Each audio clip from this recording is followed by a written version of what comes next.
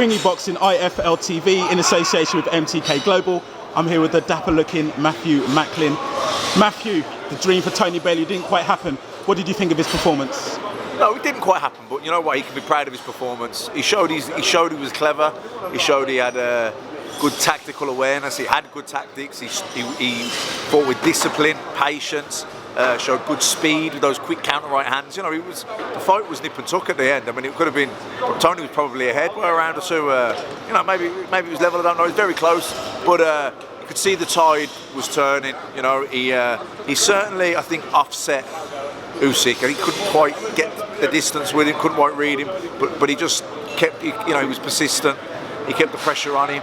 Pressure with the feet, kept touching him with the jab, just kept touching him, and you know, you don't get a rest, so it's a different kind of fatigue. You know, from concentration point of view, it's very draining. Or maybe you're not throwing a million punches and a million power shots where in a war of attrition, but it's tiring in a different way because your concentration levels are so high, and they have to be. You're burning up a lot of nervous energy, and you could see that the tide was turning. Usyk was getting closer. He was starting to touch him with more regularity. He was starting to land cleaner.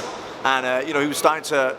You could see Tony was tired. Do you know what I mean? I think it was a matter of time, kind of from around the point when he got done. I remember to give him probably another round or two here because he was getting that much closer and he was starting to catch him more often. But it was a great shot then as well that he caught him in the end. But Tony can be proud of the performance.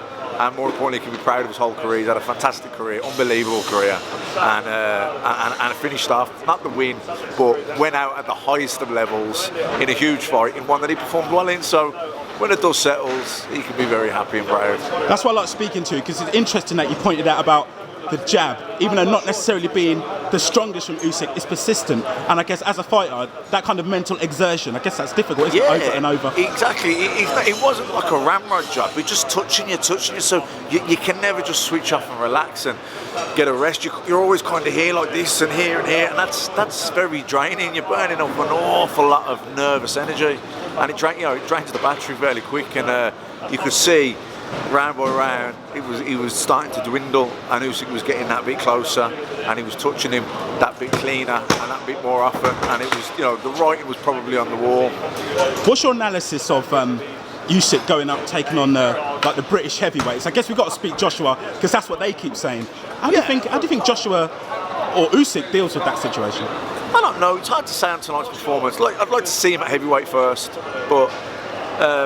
He's talented, you know, he's got good speed, he's technically very good, he's a very good judge of distance, he's got good timing, he can stick to the game plan, you know what I mean? Like you say, he's not a heavy one-punch knockout merchant, but he's consistent and he's persistent, and he just keeps touching you. He makes you work every second of every round. You're always burning up nervous energy. Like I say, the concentration levels are up here, so you know, and you know what, in terms of speed and mobility, he'll find it easier at heavyweight because they're bigger and slower.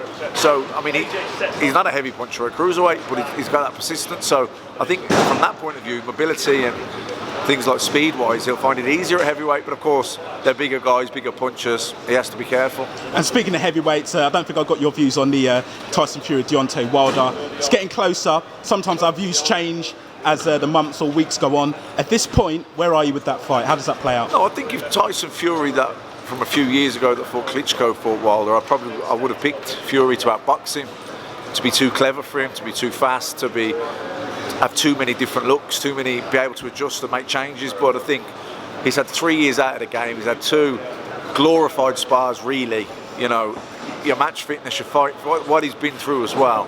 I don't think he'll get back to where he needs to be for this fight. White Chisora 2, is it round 13 or? A lot of people say knockout. It's a 50-50 fight, man. Yeah. I'll probably lean to Dillian White, because I think he's still improving, where I think Chisora's not improving anymore. I mean, he pulled a great shot out of the bag against that camp, but I probably had him 7 rounds to 2 down. But look, he won it. But he's had a lot of miles on the clock, Chisora, a lot of hard fights. Look, he's certainly the finished article. Probably, you know, his best days are behind him. Has he got another huge performance in him?